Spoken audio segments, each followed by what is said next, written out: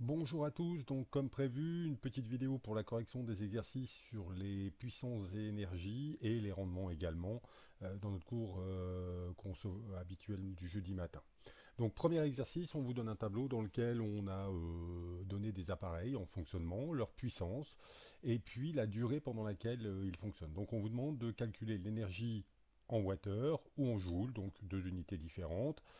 Donc tout cet exercice est basé sur la simple formule qui est E, donc l'énergie, égale la puissance fois le temps.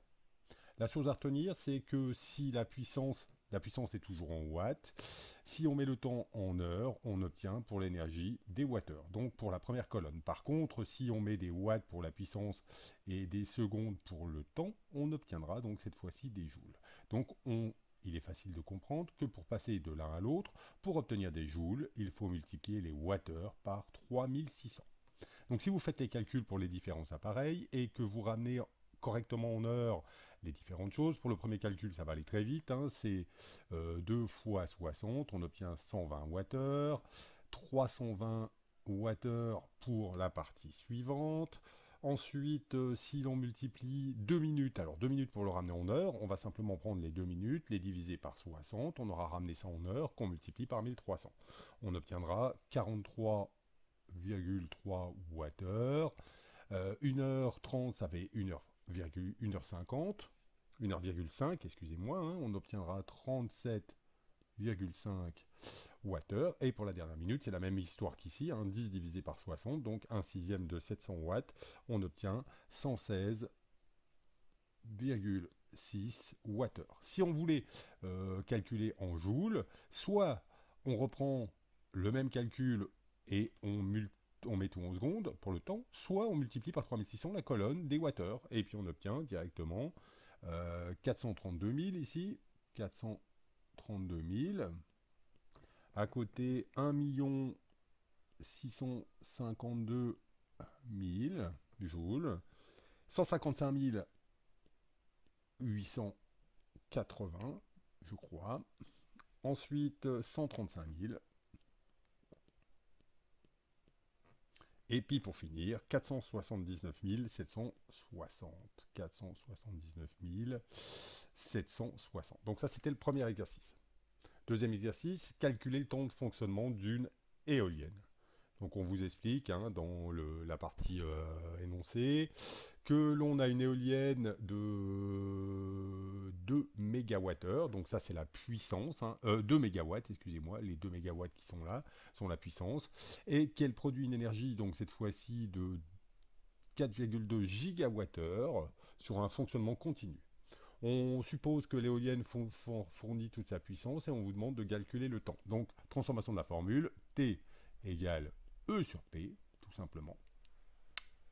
L'énergie qui fait 4,2 fois 10 puissance 9, le giga, wattheure, et ensuite divisé par la partie puissance qui fait 2 mégas, 2 mégas de 10 puissance 6, le méga, million.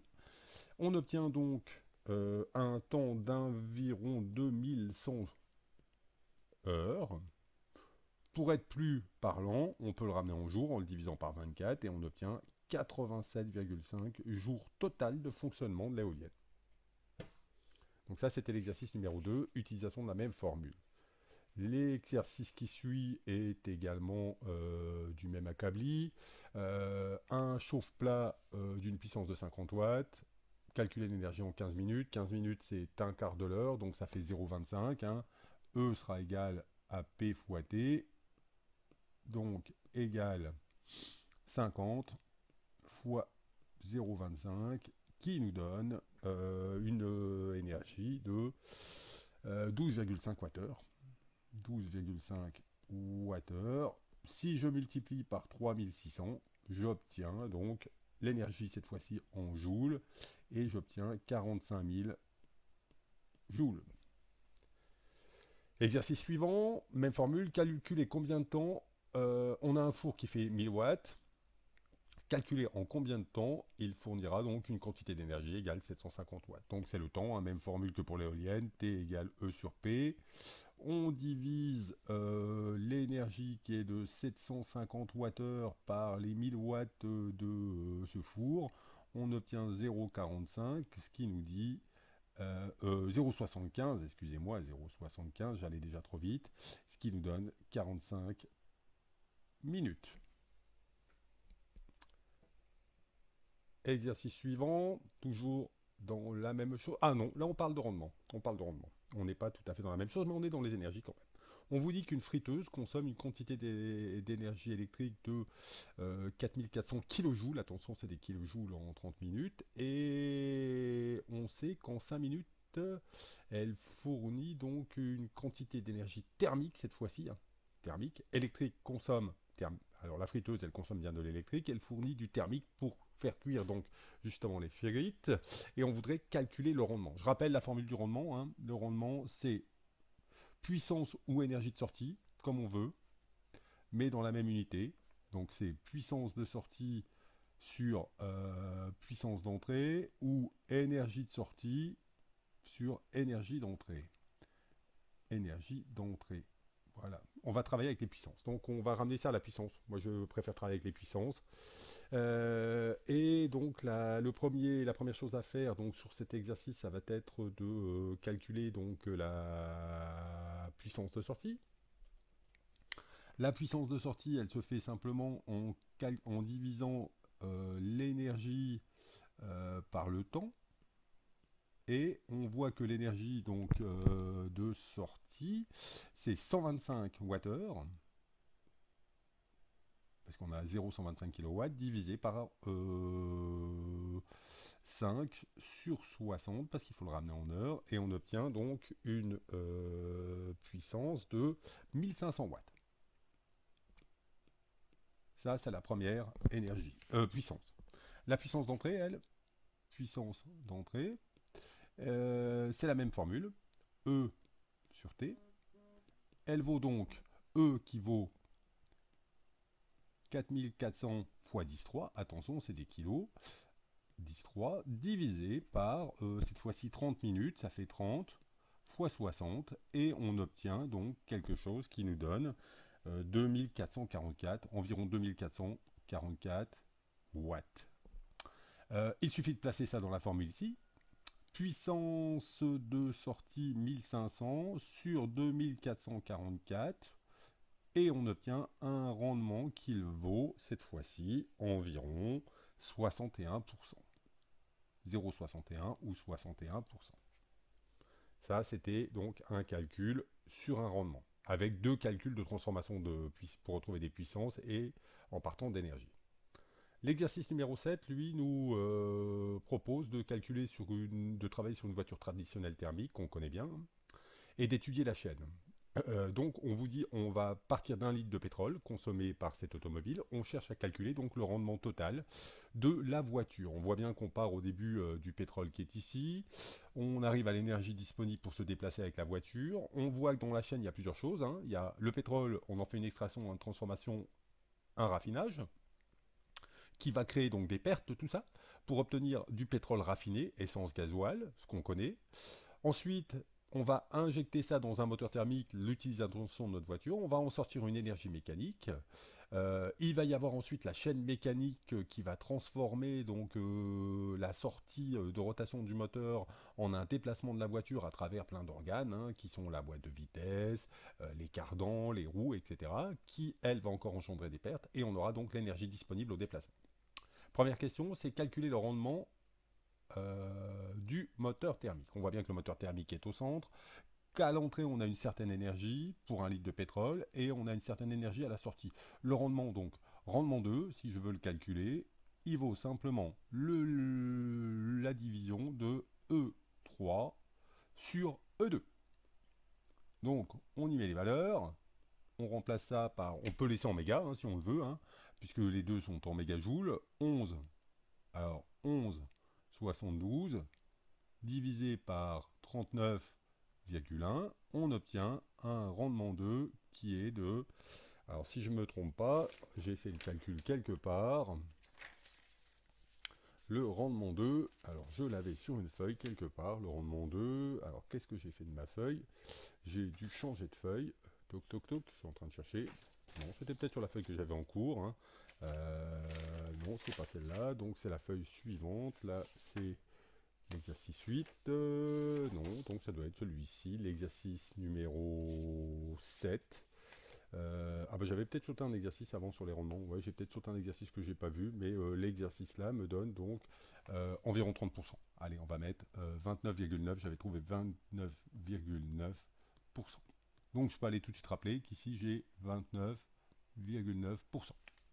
Ensuite une fois que j'ai fait ça, on me demande de calculer l'énergie E4 pour déplacer la voiture pour 1 litre. Donc ça veut dire que c'est ceci que je cherche en fait. Pour avoir E4, je sais que le rendement là, c'est ça divisé par ça, vous êtes bien d'accord. Donc E4, je peux tout de suite transformer la formule, c'est rendement 3 multiplié par E3. Donc c'est 0,84 parce que c'est 84% multiplié par les 11,72 et j'obtiens rapidement quelque chose qui me donne 9,84 méga 9,84 mégajoules. Donc là, j'aurai 9,84 mégajoules. Donc c'était la question numéro 2. Calculer le rendement de la partie extraction au départ, bah, même formule que dans le premier. Hein. Première question, donc rendement 1, c'est E2 sur E1. Vous faites le calcul avec 39 en haut, 39,1 à 39,1 divisé par les 47,1 qu'on avait au départ et on obtient environ, quand on a fait ce calcul, quelque chose comme 20,8%. Donc ici 20,8%. Une fois qu'on a fait ça, on voudrait avoir le rendement global, c'était le but. Hein. Je veux le rendement global de l'extraction, en partant de l'extraction du pétrole, jusqu'à toutes les étapes qu'il y a, jusqu'à temps que je me déplace.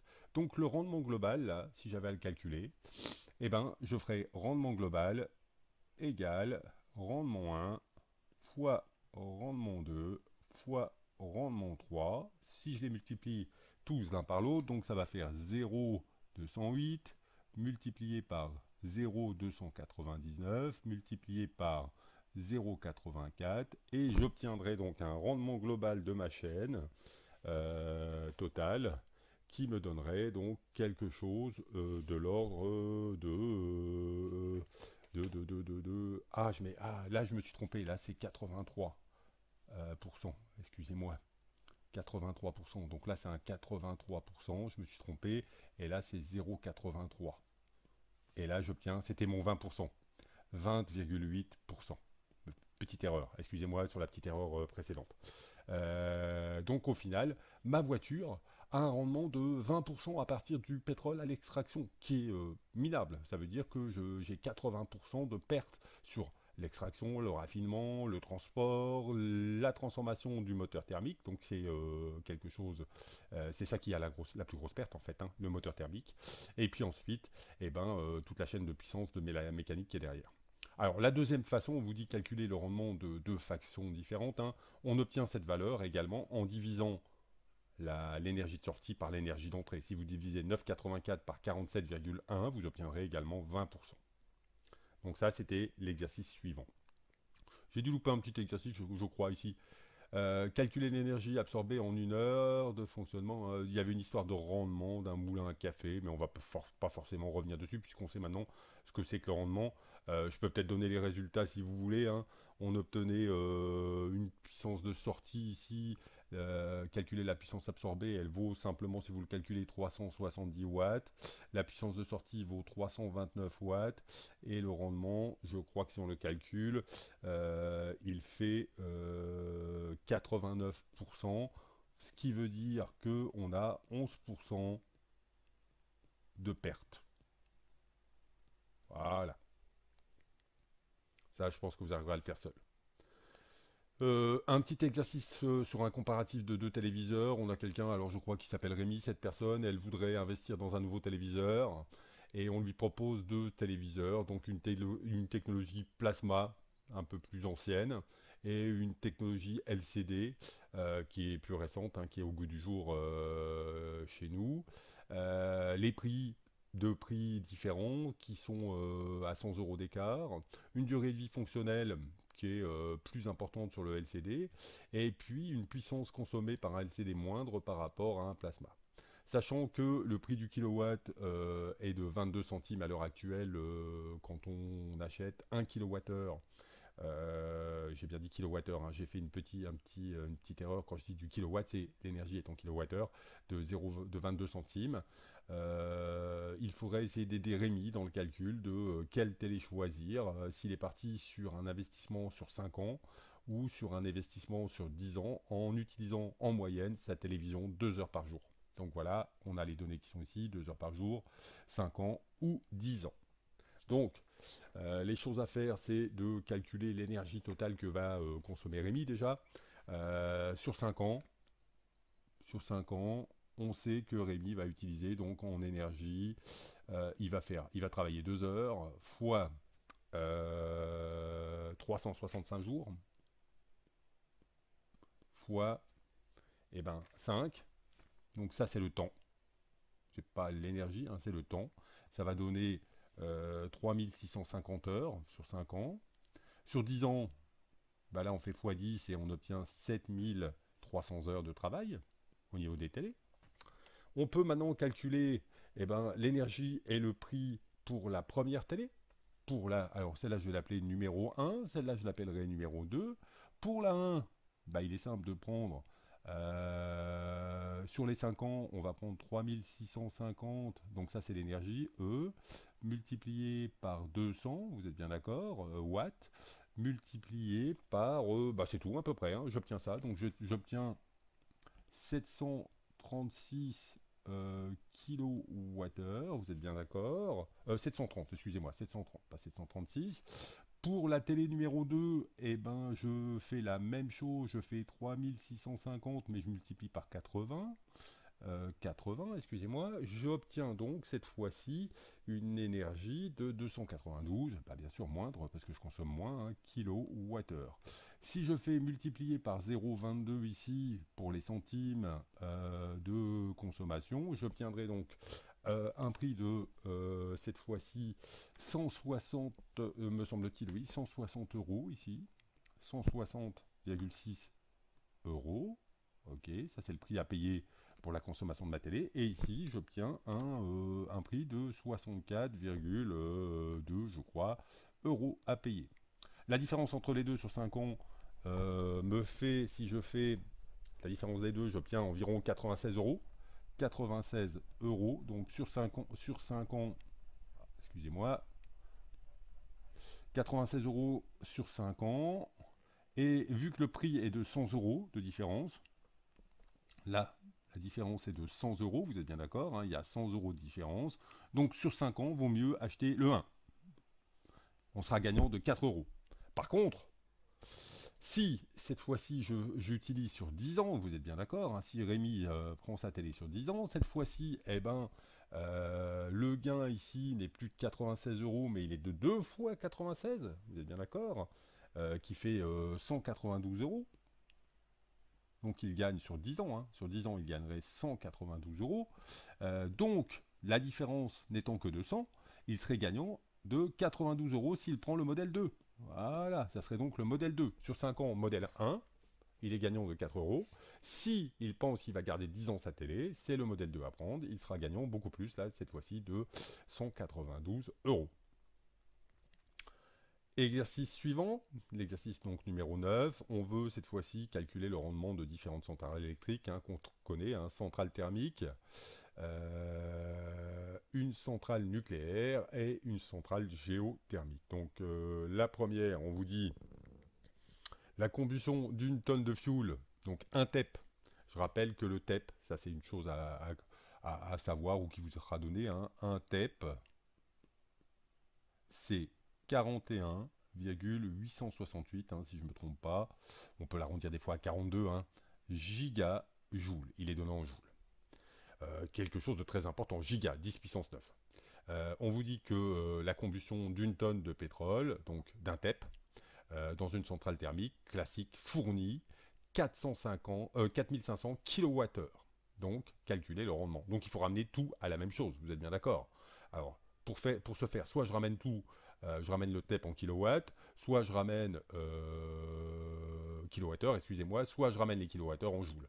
La chose aussi qu'il faut retenir, c'est que 1 wattheure égale, bien sûr, 3600 joules. Et avec tout ça, on peut travailler.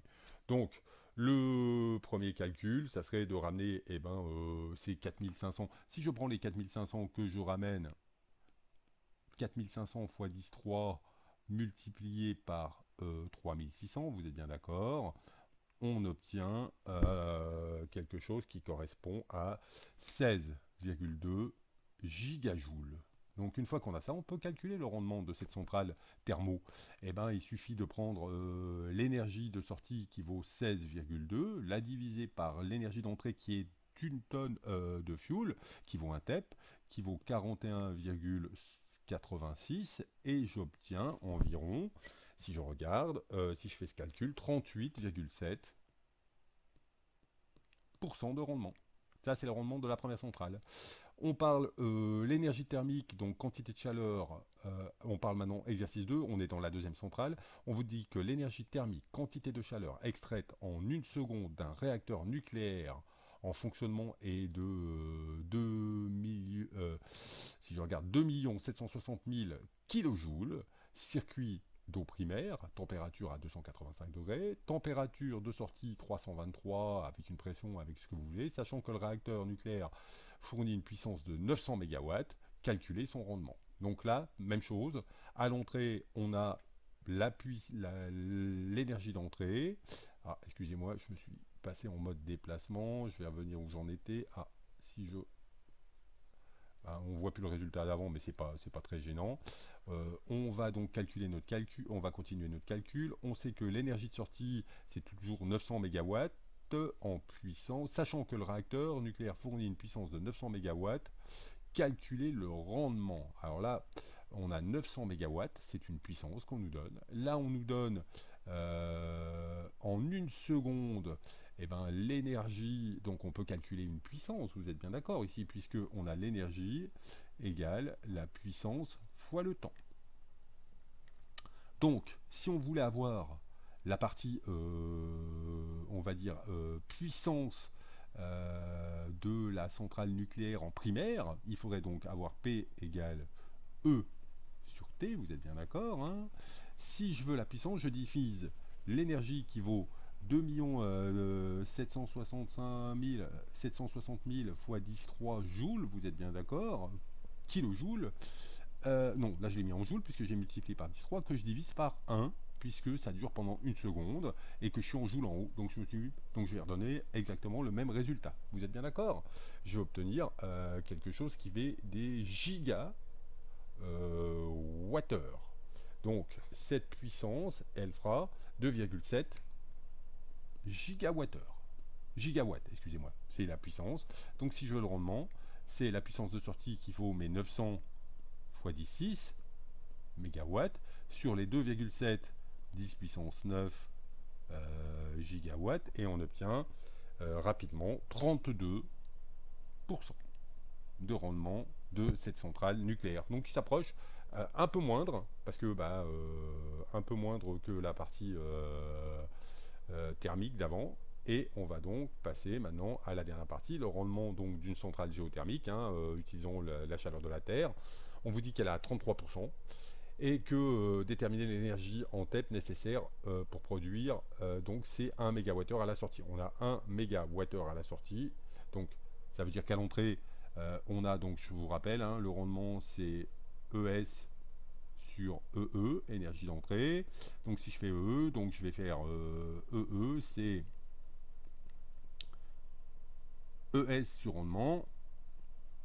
Donc je vais avoir mes 1 fois 10 puissance 6 mégawattheures divisé par 33, 0,33 bien sûr, ce qui va me donner une valeur de 3,3 fois 10 puissance 6 wattheures, vous êtes bien d'accord?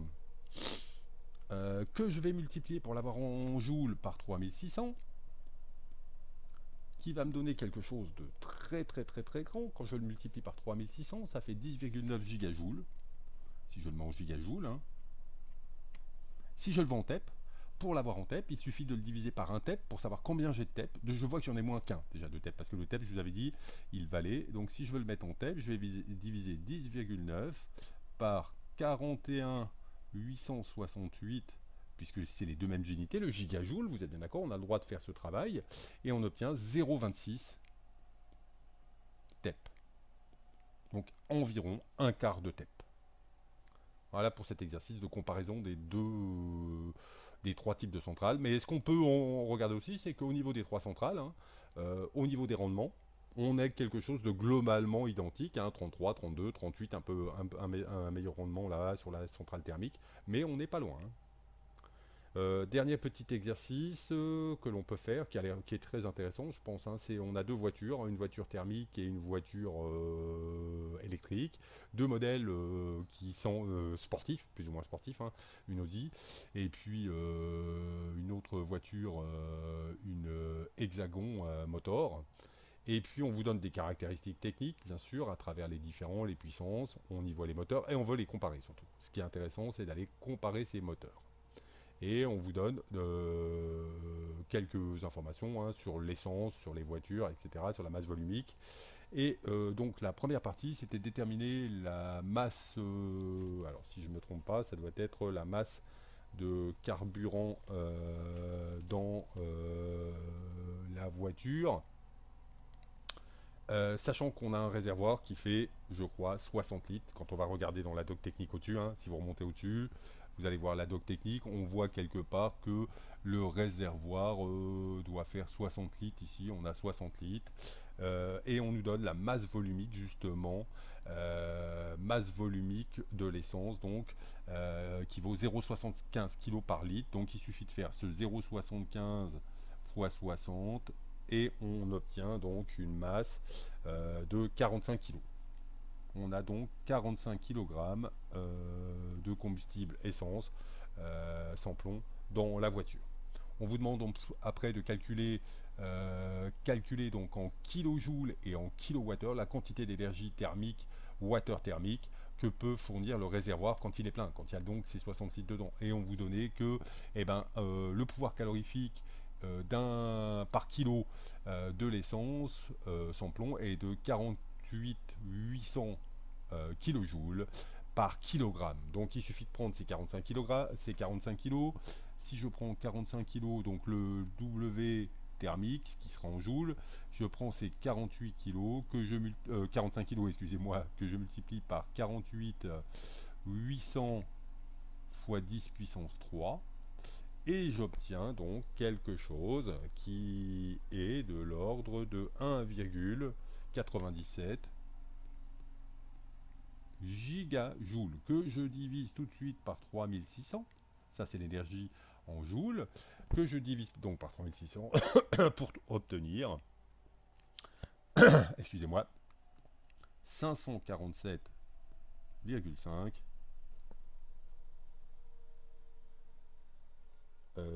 kilowattheures. Kilowattheures. Énergie en kilowattheures. Calculer d'autonomie en kilomètres pour une utilisation à une vitesse de 90 km/h. On vous donne plus haut, si vous regardez, la consommation, vous allez voir à 90 km/h, la consommation est de 6,9 litres au 100. Donc, on divise 45 par 6,9, on obtient donc quelque chose qui nous donne 652 km d'autonomie. Calculer l'énergie consommée par kilomètre en watts par kilomètre. Donc, je prends ceci que je divise par le nombre de kilomètres. Je divise donc 547 500 divisé par 652. Et mon énergie, c'est 839,8 Wh par kilomètre de parcours. On s'intéresse maintenant aux véhicules électriques, calculer l'énergie consommée en kWh pour rouler à 90 km/h. Donc, on on voit que on a, donc si vous remontez beaucoup plus haut, je remonte pour vous montrer, hein, on nous donne, qu'est-ce qu'on nous donne? On nous donne une batterie lithium qui a une énergie de 50 kWh et que quand on roule à 90 km/h, on peut faire 288 km. Donc si on prend la totalité de la batterie que l'on a qui vaut 50 kWh, ça nous donne ça, vous êtes bien d'accord, et que je le divise par 288 km faisables par la voiture, j'obtiens cette fois-ci 1,173 Wh par kilomètre, qui est qui est moindre par rapport à nos 838 hein, de consommation sur du thermique. On nous demande de calculer, sachant que l'énergie massique de la batterie, l'énergie massique, c'est le nombre de watts par kilo de batterie, en fait. Selon la technologie, on a une plus ou moins grande énergie massique. Si on prend du lithium, plus grande qu'une batterie de base qu'on connaît, les batteries au plomb. Donc pour déterminer la masse, il est simple de diviser ces 50 kW divisé par 150 Wh et on obtient une batterie qui pèserait environ 333 kg. Calculer la puissance du moteur thermique comparée avec la puissance du moteur électrique. Donc si on voulait calculer la puissance du moteur thermique, on voit que c'est un moteur 340 chevaux. C'est ces chevaux-là qui donnent la vraie puissance, 340 chevaux. Sauf qu'une donnée que vous ne connaissez peut-être pas, c'est la valeur en watts d'un cheval. Donc un cheval vaut 736 watts. Donc je multiplie par 736 et j'obtiens donc quelque chose qui me donne 250 kW. Puissance, on va dire, du moteur thermique exprimé en watts ou kilowatts, comparé avec celle du moteur électrique. Si je regarde sur le moteur électrique, dans les données, j'ai 2 fois 125 kW, 2 fois 125 kW pour les deux moteurs, il y a deux moteurs, kilowatts, et si je regarde, eh ben, égalité parfaite. Nous avons la même puissance. Donc nous allons pouvoir comparer les choses. On a les mêmes véhicules. Quel est le rapport de consommation entre les deux véhicules pour la même vitesse? Lequel consomme le moins d'énergie par kilomètre? Eh bien, le rapport entre les deux, si je divise le thermique par l'électrique, hein, mes 839 divisé par mes 173, excusez-moi, on obtient environ 4,8 fois plus d'énergie dans le thermique, 4,8 fois plus d'énergie consommée par kilomètre pour une voiture thermique. C'est celui-là qui consomme le plus. Pour les deux véhicules, l'énergie réelle utilisée au niveau des roues est d'environ 125 Wh par kilomètre. Calculer le rendement au niveau des deux véhicules. Donc si je me trouve en électrique, le rendement en méca, excusez-moi, la voiture avec la vraie mécanique, donc thermique, c'est 126, c'est ce que je récupère divisé par 839 que je consomme, c'est environ 15%, donc 85% de perte au niveau du moteur thermique. Au niveau du rendement élec, cette fois-ci, j'ai 126 que je divise par mes 173 que j'ai donné avant, et j'obtiens 72% de rendement. Qui dit 72% dit environ 28% de perte dans le moteur électrique, donc beaucoup moins de pertes dans la voiture électrique. Si on s'intéresse également maintenant, ce qui est intéressant aussi, hein, on est consommateur, lequel est le plus rentable? Imaginons que je prenne le prix du kilowatt si je chargeais ma voiture à la maison qui serait de 0,22 € le kilowattheure électrique, que 1 litre de carburant sans plomb, moi j'aurais dit, allez, on va dire 1,85 € le litre de carburant sans plomb. Si je fais un calcul simple, qui me dit que j'ai besoin de en élec, j'ai besoin de donc si je fais j'ai besoin de 6,9 litres divisé par 100 pour faire 1 km, vous êtes bien d'accord, hein, que je multiplie par 1,85, ça veut dire que le kilomètre thermique me coûte 0,127 €. Ça, c'est le thermique. Coût thermique, 0,127. Le coût électrique, lui, c'est tout simple. C'est la consommation de 0,173 kilowatts pour 1 kilomètre, hein, 0,173, qui est ici, hein, vous êtes bien d'accord, hein, wattheure pour 1 kilomètre, multiplié par, j'ai mis 0,173, hein, parce que ça c'est le prix d'un kilowatt, fois 0,22, j'obtiens donc quelque chose qui serait de 0,038 euros.